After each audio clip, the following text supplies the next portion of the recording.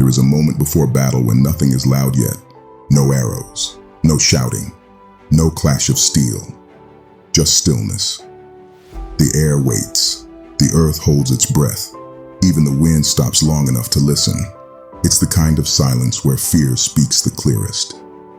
Not with volume, but with possibility. Not with threats, but with questions. Not by showing you what is, but what might be. Darkness doesn't intimidate with noise. It intimidates with the unknown. You can stand there, unable to see a single step ahead, and your mind starts writing stories your heart believes too quickly. Because fear doesn't need proof. It just needs your imagination. And sometimes the danger is real, but most of the time, fear isn't fighting what's in front of you. It's fighting the picture inside of you. Fear becomes a mirror, not showing the world as it is, but showing you what you truly believe about God. Fear doesn't reveal the size of the threat. It reveals the distance between you and trust. When God feels far, fear feels real. When God becomes close, fear loses its argument. Draw near to him, and fear changes shape.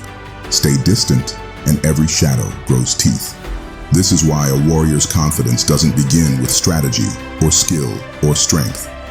It begins with sight. Not sight of the threat, not sight of yourself, not the outward chaos, but an inward sight of your soul, sight of the one who stands at the center of it all. David understood this. He didn't begin with bravery, not with, "I can face this," not with self-belief or battle plans. He began with who God is. The Lord is my light and my salvation. Whom shall I fear? He didn't look inward for confidence. He looked upward for clarity. And this wasn't theory. He had stood in darkness before, faced a voice louder than fear, stared at a giant who turned warriors into statues. Everyone else saw Goliath's impossible size. David saw God's nearness. Everyone else trembled at the Philistine champion. David trusted the one they couldn't see. Fear stood before David with muscle, armor, and a voice loud enough to shake armies. But fear is not as strong as it looks, because fear is Goliath. We all face him. Not always on a battlefield, but in the mind. Not always with a spear, but with anxiety, uncertainty, and the shadows of what if. He's the giant at the door of your opportunity. The voice that says you're not enough. The mountain that looks impossible to you. The question isn't whether you will meet your Goliath. You will. The question is, will you rise against fear, not in your strength, but anchored in something greater? David didn't step forward because he felt bigger. He stepped forward because God was. And when Goliath mocked him, David didn't respond with his own qualifications. He didn't defend his ability. He didn't explain his courage. He declared, "You come to me with a sword, with a spear, and with a javelin, but I come to you in the name of the Lord of hosts." Fear comes armed. Faith comes named, not with better weapons, but with a better authority. The closer the light, the less the shadow controls your mind. Courage isn't built by proving fear wrong. It's awakened by stepping closer to the one who is light. You don't overcome fear by trying to feel brave. You overcome fear by drawing near. When God feels far, your mind fills in the blanks with anxiety. When God becomes near, your heart fills in the blanks with trust. The Lord is my salvation, meaning you don't have to rescue yourself. You don't have to figure everything out before you take a step. Salvation is not a strategy, it is a presence. The Lord is the strength of my life. Meaning, you don't summon strength, you surrender to it. Fear whispers, "What if you're not enough?" Courage answers, "You don't need to be, He is." Fear asks, "What if darkness swallows you?" Courage responds, "Light has already spoken." But here's the truth. This confidence doesn't come from thinking differently. It comes from stepping differently. Step toward Him, and he draws close. Step toward obedience, and fear loses its voice. Step into the unknown with him in sight, and courage becomes natural. Not because the danger is gone, but because the distance between you and him is. Fear feels real when God feels far. Fear becomes powerless when God becomes near. So you move forward, not to prove anything, but to see him more clearly. Not because you know what will happen, but because you know who goes with you.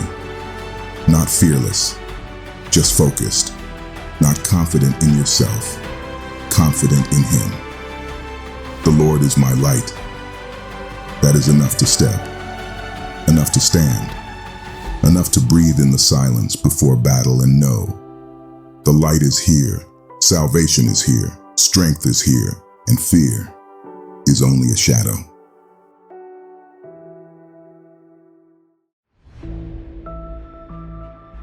Before you ever draw a sword, before you ever face a storm, before you stand against anything, there is a deeper question.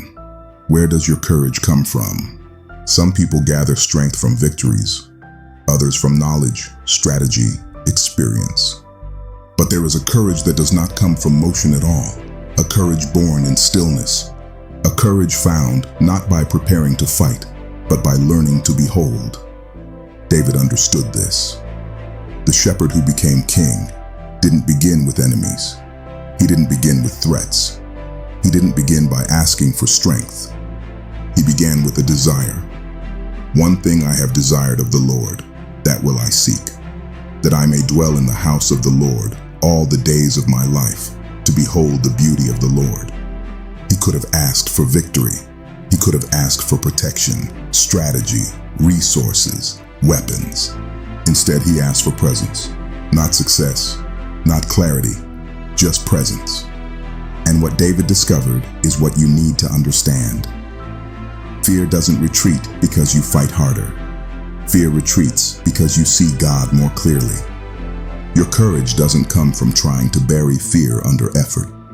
Your courage comes from beholding a reality greater than fear could ever define. This is why David didn't just visit God's presence. He wanted to dwell, to live in awareness, to remain near, to exist inside the beauty of who God is. And this is what you need. There are two kinds of strength in life. One comes from survival, the other comes from sight. Survival gets you through battles. Sight transforms how you walk into them. Your sight doesn't come from staring at your enemy. Your sight comes from beholding God. The strategy of the enemy isn't to destroy your life. It's to distract your gaze. He doesn't fear your efforts. He fears your attention. Because when your heart beholds God, you cannot be manipulated. When your mind sees his beauty, you cannot be intimidated. When your spirit is anchored in his presence, you cannot be rushed, shaken, or controlled. David didn't ask God to remove the conflict. He asked God to become the reference point within it. There is a difference. Most people ask God to make life peaceful. Warriors ask God to make his presence unmistakable. Because when God becomes the atmosphere you live in, fear becomes the shadow that cannot follow you inside. You cannot remain anxious in the presence you continually behold. Anxiety needs space to speak. Worship takes that space away. Worship is not your escape from life. Worship is what gives you the strength to live it.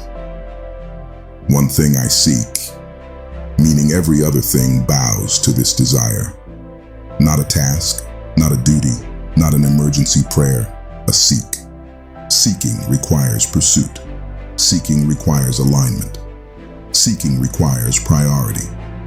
You can survive without victory, but you cannot fight without vision. And vision comes from presence. Presence reveals something the battle cannot change: who God is. Battles can make your life feel unstable. Presence reveals the one who never changes. Battles make your future feel uncertain. Presence reveals the one who already holds it. Battles bring fear into your focus. Presence brings God back into your focus. This is why worship isn't emotional release. Worship is strategic alignment. When you behold his beauty, you remember who fights for you.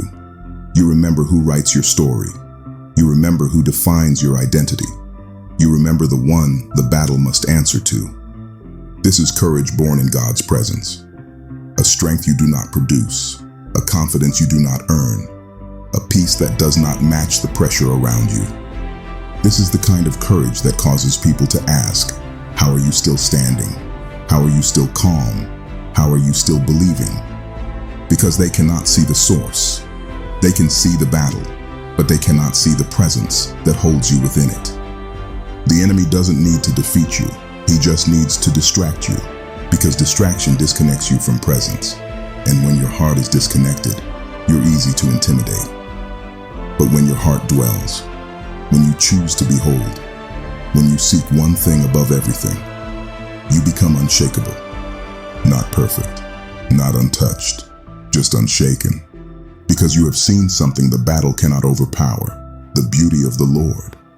Beauty doesn't sound like a battle strategy, but it is. Because beauty reorders your priority. Beauty restores your clarity. Beauty resets your identity. When you behold God, you stop living to win battles. You live to reflect the one who already has. This is why the psalm doesn't say, one thing I need. It says, one thing I seek. Needs create requests. Seeking creates pursuit. Needs ask God to come to us. Seeking positions us to come to him. Needs are about rescue. Seeking is about relationship. And relationship produces courage that cannot be shaken by changing circumstances. So you seek, you dwell, you behold. You discover that your strength to face enemies doesn't come from rehearsing the fight in your mind. It comes from seeing God in your spirit. You win the war by winning the worship. You win the future by beholding the one who holds it. Victory is not the reward for courage. Presence is the source of courage. So you seek, not to escape life, but to see it correctly. You behold, not to avoid fear, but to see fear's limitations. You dwell, not to survive the battle, but to be shaped by the one who cannot lose it. One thing I have desired, that will I seek.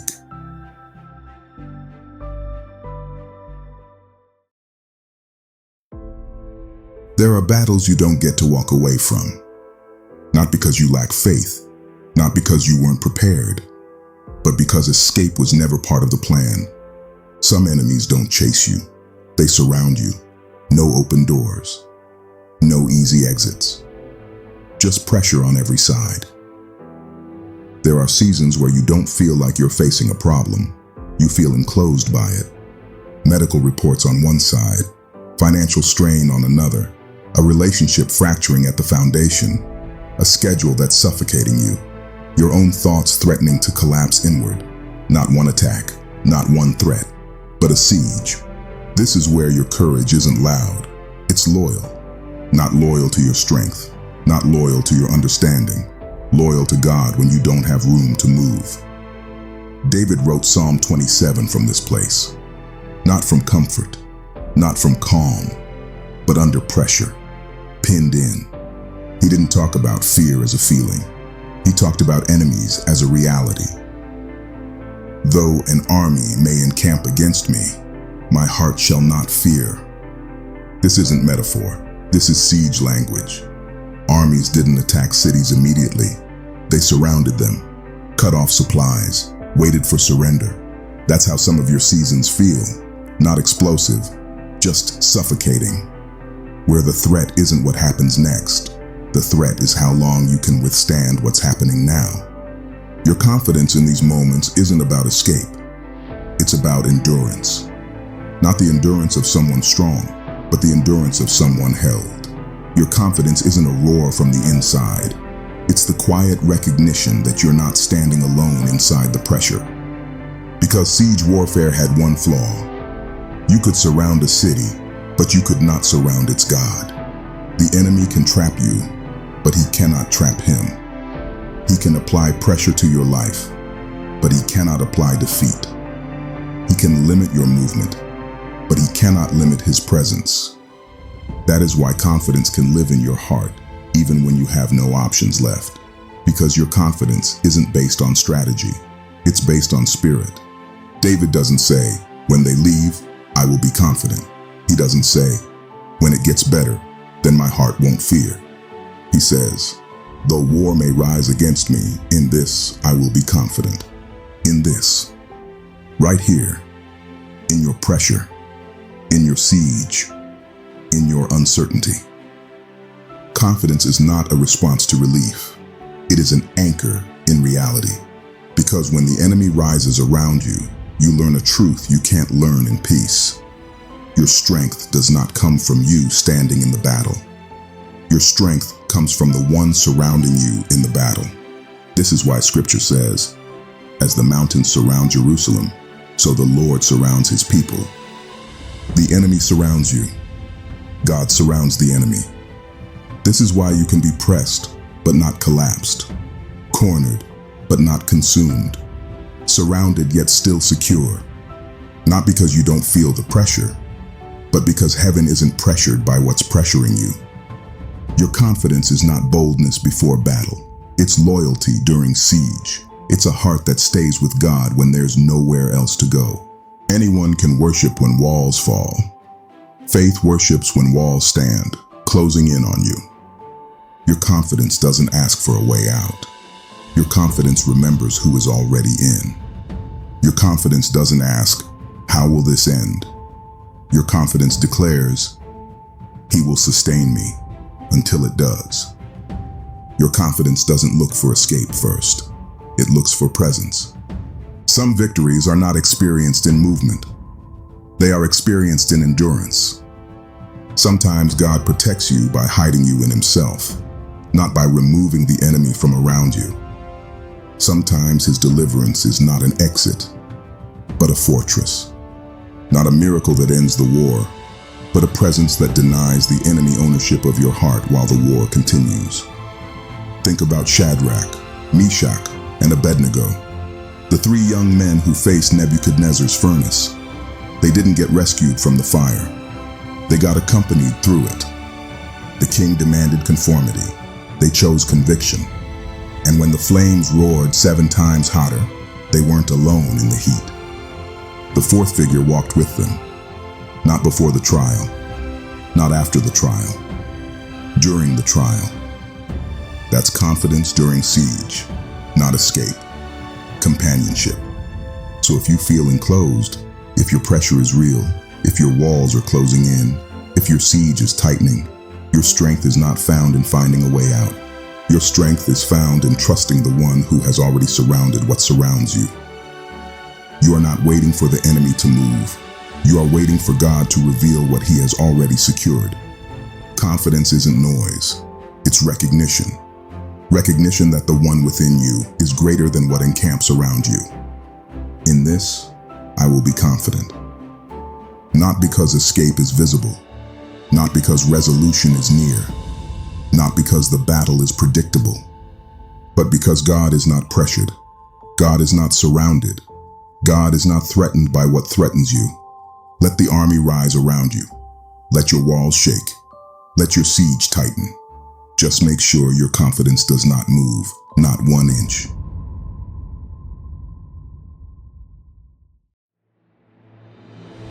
There is a kind of courage that doesn't look like strength at all. Not the kind you see in battle. Not the kind that shouts. Not the kind that charges forward. It is quieter, more uncomfortable, more misunderstood. It is the courage to wait. And right now, you're learning this courage. Waiting doesn't look like faith at first glance. Your waiting looks like nothing is happening. Your waiting feels like weakness. Your waiting feels like losing time. But waiting has a depth that movement never teaches. Anyone can fight when they feel ready. Anyone can move when the path is open. Anyone can act when the timing feels right. But it takes a different kind of warrior to stay still when every instinct wants to run, fix, control, or force an outcome. And that's what you're doing right now. Stillness isn't inactivity. Stillness is alignment. Your waiting isn't absence of work. Your waiting is refusal to work on what belongs to God. David David understood this. After danger rose, after enemies surrounded him, after declaring trust, after choosing presence, he didn't end with action. He ended with surrender. Wait on the Lord. Be of good courage, and he shall strengthen your heart. Wait, I say, on the Lord. David doesn't tell you to wait because you're strong. He tells you to wait so you can be strengthened. You're not waiting because you're ready. You're waiting so God can make you ready. You are not asked to wait because you have confidence. You are asked to wait until God gives it to you. Your waiting isn't a pause in the story. Your waiting is where God rewrites you. This is why your waiting feels so heavy. Waiting exposes your impatience. Waiting confronts your desire to control. Waiting reveals whether you trust God or merely agree with him when he moves fast. Your waiting forces you to face the thing you can't fix, and it refuses to give you a shortcut around obedience. You don't struggle to believe God can move. You struggle to believe he alone has the right to decide when. But timing is not a detail. Timing is divine order, and order is protection. You don't become strong by fighting early. You become strong by refusing to fight without him. Think about Elijah. The prophet was told to hide by the brook Cherith, and while he waited, ravens brought him food, an unusual provision, an unexpected method. But the lesson wasn't about the ravens. It was about obedience in obscurity. He could have left, could have found his own solution, could have moved to where the action was, but he stayed. And in staying, he learned that God's provision doesn't always look logical. It just looks faithful. And this is what you're learning right now. There are battles you could win today, but lose the purpose God intended for you to discover through this waiting. There are doors you could force open, but miss the formation God wants to work in you before you walk through them. There are answers you could chase down, but lose the intimacy with him that only uncertainty creates. Your waiting protects what rushing would ruin. Your waiting prepares what impatience would waste. Your waiting matures what emotion would mishandle. You don't wait because God is slow. You wait because he is thorough. While you are waiting on the promise, God is working on the person who will carry it. He strengthens your heart while the timing strengthens your faith. He removes what would corrupt you. He shapes what will sustain you. He simplifies what you complicated. He anchors what would drift again if answered too soon. Your waiting is not delay. Your waiting is construction. And construction never feels fast.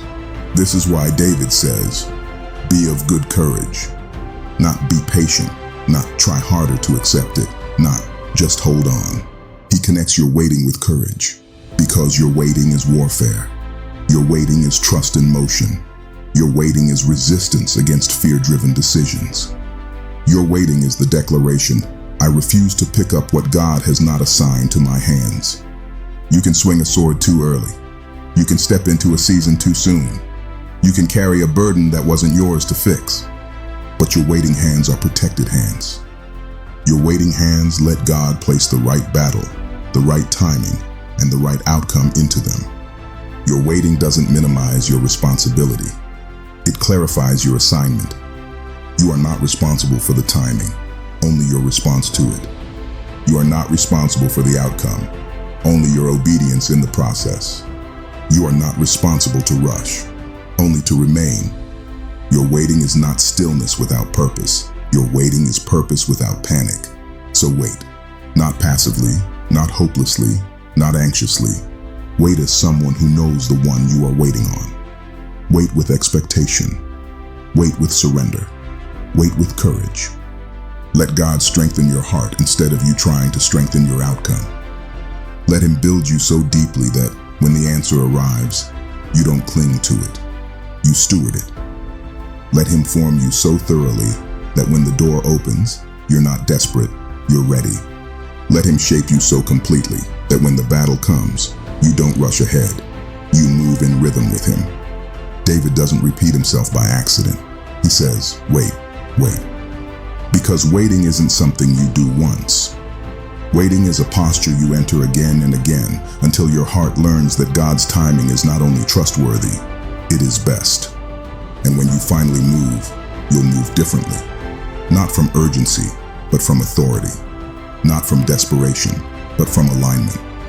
Not because you couldn't wait any longer, but because the waiting has finally finished its work in you.